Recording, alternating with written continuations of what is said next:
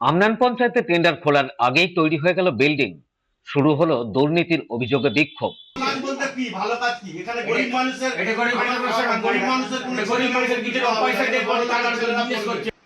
তাহলে একটা বেসরকারি বাংলা মিডিয়াম স্কুল হচ্ছে তড়িঘড়ি উইদাউট টেন্ডার, সেখানে কাউকে ডাকা হলো না। আমার এই অঞ্চলে বহু সুবর্ণোদ্যায়ী মানুষ আছে, শিক্ষানুরাগী মানুষ আছে যারা স্কুলটা করতে আগ্রহী হতে পারতো, তাদের করে ডাকতে পারতেন আপনি যে এসোরাম একটা এখানে আমরা স্কুল করার পরিকল্পনা নিয়েছি, টেন্ডার করছি, আপনারা দিন টেন্ডার। আপনি বিল্ডিংটা করছেন উইদাউট টেন্ডারে, আপনি বলছেন পঞ্চায়েতের ইনকামের জন্য। হুগলি জেলার সপ্তগ্রাম বিধানসভার অন্তর্গত আমনান পঞ্চায়েতকে ঘিরে এবার উঠল একের পর এক দুর্নীতির অভিযোগ। অভিযোগের পাহাড় নিয়ে কার্যত উত্তাল হয়ে উঠেছে পঞ্চায়েতের অফিস চত্বর। গ্রামবাসীদের একাংশ পঞ্চায়েত প্রধান নির্মল গড়াইকে ঘিরে বিক্ষোভ দেখান এবং একাধিক প্রকল্পে স্বচ্ছতার দাবি তোলেন। স্থানীয়দের অভিযোগ, পঞ্চায়েত এলাকায় একটি পুরনো পঞ্চায়েত ভবনের উপর নতুন করে একটি বিল্ডিং নির্মাণের জন্য টেন্ডার ডাকা হয়, কিন্তু আশ্চর্যের বিষয় যে টেন্ডার এখনো খোলাই হয়নি, তার আগেই নাকি বিল্ডিং তৈরি হয়ে গেছে। ফলে গ্রামবাসীদের কটাক্ষ, এ যেন টেন্ডার পরে কাজ আগে, সরকারি নিয়মের এ এক নতুন সংস্করণ। আপনি এলাকার ছেলের টেন্ডার ক্যান্সেল করে কলকাতার লোককে কেন দিচ্ছেন? এই জবটা দেন আপনাকে। কলকাতার লোক টেন্ডার কেন পাচ্ছে এখান থেকে? এই পঞ্চায়েত আমনান পঞ্চায়েত, আমি বলছি আমনান পঞ্চায়েত, আপনি যখন টেন্ডার অনলাইন করছেন 10 জন যখন টেন্ডার ফেলছে, 10 জন তো গরিবের ছেলে, সেই টেন্ডার ফেলার পর টেন্ডারের খরচা পাতি সব করছে, করার পর আপনি এখানে বসে সবাই ক্যান্সেল করে দিয়ে আপনি আপনার একটা খাস লোক কলকাতায় কি পুষে রেখেছেন, কাকে তারকেশ্বরে পুষে রেখেছেন, তাকে দিচ্ছেন। এতেই শেষ নয়, অভিযোগ উঠেছে এলাকায় বিভিন্ন সরকারি প্রকল্পের টেন্ডার হলে স্থানীয় বহু মানুষের নাম কেটে দিয়ে পঞ্চায়েত প্রধানের পছন্দের ব্যক্তিদেরই কাজ পাইয়ে দেওয়া হয়। ফলে এলাকাবাসীদের দাবি, প্রকল্পের কাজের সুযোগ থেকে বঞ্চিত হচ্ছেন স্থানীয় ঠিকাদাররা। গ্রামবাসীদের আরো অভিযোগ, হাইমার্চ লাইট বসানোর কাজও দেওয়া হয়েছে কলকাতার বাইরে থেকে আসা কিছু ঠিকাদারকে, কিন্তু পরবর্তীতে সেগুলোর রক্ষণাবেক্ষণের কোনো ব্যবস্থাই না থাকায় অধিকাংশ লাইটই অকেজো হয়ে পড়ে আছে। ফলে সন্ধ্যা নামলেই অন্ধকারে ডুবে যাচ্ছে গোটা এলাকা। এছাড়া স্থানীয়দের আরো অভিযোগ, যে কেউ সরকারি বাড়ি পেলে সেই বাড়ির নকশা তৈরি করতে হবে প্রধানের ছেলেকে দিয়েই, এমনকি বাড়ি তৈরির সামগ্রীও কিনতে হবে নির্দিষ্ট একটি বিল্ডার্সের কাছ থেকে, না হলে নাকি নানান সমস্যার সম্মুখীন হতে হয়। গ্রামবাসীরা আরো কি বলছেন শুনুন।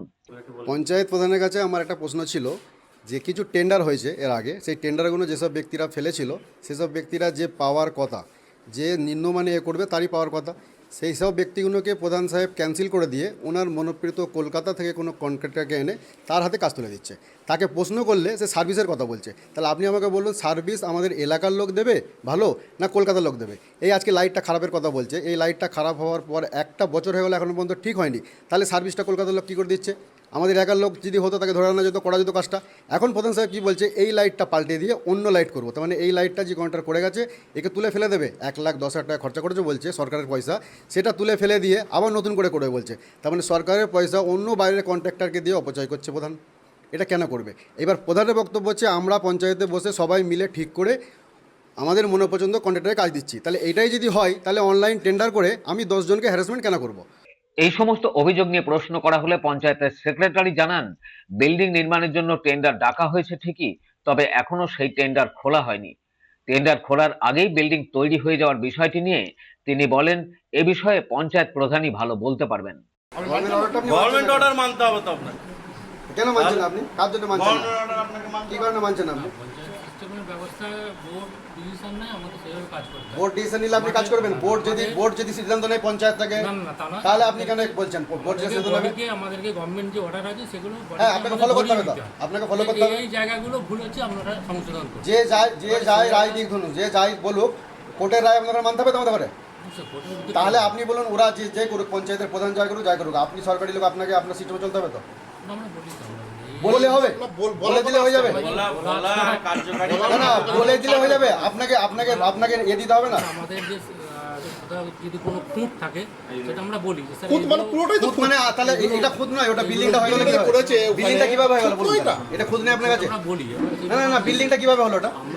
স্যার একটা কথা আমি বলি, যেখানে সাধারণ মানুষের একটা বাড়ি করতে গেলে পারমিশন লাগে, সেখানে উইদাউট কোনো রকম টেন্ডার ছাড়া এত বড় একটা বিল্ডিং হলো কি করে? স্যার আপনি তো একজন সরকারি কর্মচারী, আপনি তো কোনো দলের কর্মী নন, কিভাবে হলো? এত বড় একটা কাজ কিভাবে হয়ে গেল? এই ব্যাপারটা তো প্রধান হিসেবে বলতে পারবেন। আমাদের কাছে এখন অফিসিয়ালিভাবে সেভাবে আমরা এখনও টেন্ডার আমরা ওপেন করিনি। অন্যদিকে পঞ্চায়েত প্রধান নির্মল গড়াইয়ের বক্তব্য, পঞ্চায়েতের তহবিলে পর্যাপ্ত টাকা না থাকায় এলাকার একজন ব্যক্তি নিজের খরচে বিল্ডিং তৈরি করে দিচ্ছেন, তাই তাকে সেই কাজের দায়িত্ব দেওয়া হয়েছে। টেন্ডার করা হয়েছিল, টেন্ডারটা প্রথমের দিকে ম্যাচিং হয়নি, টেন্ডারটা একটা টেন্ডার পড়েছিল প্রথমে, যে কারণে একটা টেন্ডার পড়ার জন্য একটা টেন্ডার অনলাইন টেন্ডার হতো, একটা টেন্ডার হলে সেটা গ্রাহ্য হবে না, সেটাকে ক্যান্সেল করা হয়েছে। ক্যান্সেল করে তারপরে আবার ফের টেন্ডারটা দেওয়া হয়েছে, সেকেন্ড টেন্ডারে রয়েছে। তো সেকেন্ড টেন্ডার তো এখনো টেন্ডারই খোলেনি, তাহলে কাজ হচ্ছে কি? টেন্ডার খোলেনি মানে ওরা হয়তো করে খোলেনি, টেন্ডারটা খুললেই খুলতে পারে, ডেট পেরিয়ে গেছে, টেন্ডারটা খোলেনি। তাহলে কাজটা কিভাবে করছে, মানে যে পেয়েছে কাজটা সে কিভাবে করছে? সে তো টেন্ডার ওপেনই হয়নি, সে মানে তাকে কিভাবে কাজটা দিলেন? কাজটা তো আগেই বললাম যে স্কুল করার স্বার্থে প্রথমেই সকলেই একটা সিদ্ধান্ত নিয়েছিল যে যেহেতু স্কুলটা হবে একটু এভাবে ভাবনা চিন্তা করে, সবাই মিলে একটা ভাবনা চিন্তা করে দেওয়া হোক। তো তখন অনেককে আমরা বলেছিলাম কাজটা করার জন্য, যে যদি কেউ করে এইভাবে, কিন্তু যেহেতু টাকা পয়সা নেই কেউ আগিয়ে আসেনি, যে এতদিন এত টাকা পড়ে থাকবে, কেউ আগিয়ে আসেনি। অথচ আমাদের স্কুলটাও দরকার ছিল, এই চিন্তা করে তখন কাজটা দেওয়া হয়েছিল। না ঝামেলা চেঁচামেচি নয়, বিষয় হচ্ছে আমরা এখানে একটা গ্রামবাসী হিসাবে এসেছি। ব্যাপারটা হচ্ছে যে আমাদের রমজান মাস চলছে। এই রমজান মাসে যখন আমাদের নেত্রী মমতা বন্দ্যোপাধ্যায়, আমাদের নেতা অভিষেক বন্দ্যোপাধ্যায় এবং সপ্তগ্রাম বিধানসভার উন্নয়নের কাণ্ডারি আমাদের শ্রদ্ধেয় জননেতা মাননীয় শ্রী তপন দাশগুপ্ত মহাশয় হিন্দু মুসলিম উভয় সম্প্রদায়ের এলাকায় যেভাবে ঢেলে তিনি উন্নয়ন করছেন, আমরা এই রমজান মাসে দেখতে পাচ্ছি যে আমাদের আমনান গ্রাম পঞ্চায়েতের আমাদের যে সংখ্যালঘু অধ্যুষিত গ্রামগুলো আছে, রামনগর, খামারপাড়া, আলীনগর, আমাদের আসলপোতা, কাঁচসাড়া, এখানে আমাদের রাত জেগে নামাজ হয়, সেহেরি হয়, হ্যাঁ। তো অন্ধকারাচ্ছন্ন হয়ে আছে, লাইট খারাপ আছে। আমাদের আসলপোতা বুথের 6/5/2025 তারিখে গ্রামবাসীরা একটা হাইমাস লাইট একদম রাস্তার ধারে বন্ধ হয়ে গেছে, তার ডেপুটেশন দিয়েছে, পঞ্চায়েত সেক্রেটারি রিসিভ করেছে, পঞ্চায়েত সদস্য। এই হাইমাস লাইটটার তো আপনার একটা ওয়ারেন্টি আছে। আমরা একটা 100 টাকার বাল্ব কিনলে 6 মাস ওয়ারেন্টি থাকে। 1,10,000 টাকা খরচা করে সরকার আমাদের ঘরে হাইমাস লাইট দিয়েছে। আজকে 1 বছর হয়ে গেল, এখনও পর্যন্ত এটা সারানো হয়নি। পঞ্চায়েতে এসে জানতে পারলাম যে পঞ্চায়েতের খরচায় একটা জুরাসুর তলায় একটা বিল্ডিং হচ্ছে, সেই বিল্ডিংটা নাকি ইনলিগ্যাল। কেন না, বিল্ডিংয়ের টেন্ডার নোটিশ করেছে কিন্তু কেউই জানে না। আবার জানলে পরেও এখনও টেন্ডারটা ওপেন হয়নি, কিন্তু ঢালাই হয়ে গিয়ে সে কাজ চালু হয়ে গেছে। টেন্ডারটাও ওপেন হলো না। ওটা কার জন্যে করা হয়েছে না, একটা স্কুল তৈরি। স্কুলটা কি বেসরকারি বাংলা মিডিয়াম একটা স্কুল, সেই স্কুলটা ব্যবসা করবে, বড় লোকের ছেলেরাও স্কুলে পড়বে, গরিবের কোনো ছেলেমেয়েরা পড়তে পারবে না। তো সেখানে ব্যবসা করছে কে, তরুণ হাদল নামে একজন ব্যক্তি। ভালো, তিনি স্কুল করছেন এলাকার জন্য, ভালো জিনিস, কিন্তু সেই তরুণ হাদলের রাজনৈতিক পরিচয় কি? ও আমনান অঞ্চল জাতীয় কংগ্রেসের সভাপতি। আমাদের মধ্যে একটা প্রশ্ন জাগছে, যেখানে এখনও রাস্তাঘাট বাকি আছে, যেখানে আলো আসছে না, সেখানে পঞ্চায়েতের টাকা খরচা করে টেন্ডার ওপেন হয়নি, কে পাবে পঞ্চায়েত সেটা জানে না, কিন্তু একজন কাজল নামে কন্ট্রাক্টরকে ওই টেন্ডারটা দিয়ে তাকে দিয়ে একটা স্কুলটাকে পুরো ঢালাই করে দিয়ে একজনের হাতে স্কুলটা তুলে দেওয়া হলো। এখন দেখার বিষয়, এই টেন্ডার আগে না বিল্ডিং আগে রহস্যের শেষমেশ কোন জায়গায় গিয়ে দাঁড়ায়। কারণ গ্রামবাসীদের কথায় সরকারি কাজে এমন দ্রুত গতি যদি সব জায়গায় থাকতো, তাহলে উন্নয়নের ছবি হয়তো আরো উজ্জ্বল হতো। হুগলি থেকে ব্যুরো রিপোর্ট, খবর নিউজ 6।